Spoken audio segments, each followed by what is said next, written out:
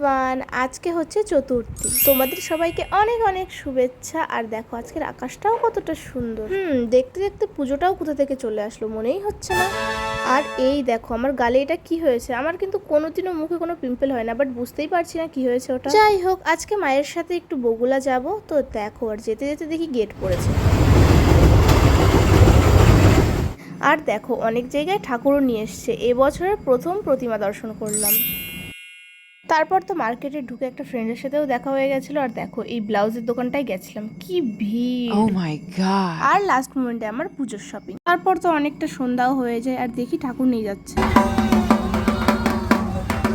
আর দেখো এই যে আমাদের কিছু টুকিটাকি কেনাকাটা, তো আমরা সুন্দর লাইটিং দেখতে দেখতে বাড়ি চলে যাই। বগুলাও একদিন ঠাকুর দেখতে আসবো। এরপর দেখো আমি চলে যাব কিন্তু পার্লারে।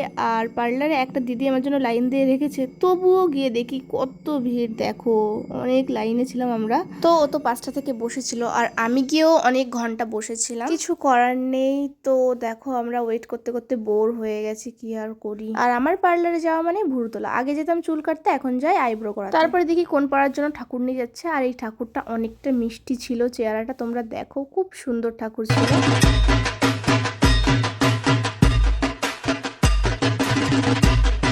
তো ফাইনালি আমরা পার্লার থেকে বেরোতে পেরেছি আর আমাদের ভ্রুতলাও কমপ্লিট। কেমন হয়েছে জানিও। আর দেখো আমাদের পাড়ার পুজো মণ্ডপও কিন্তু তৈরি হয়ে গেছে। তো চলো বাই, দেখা হবে নেক্সট কোনো ব্লগে।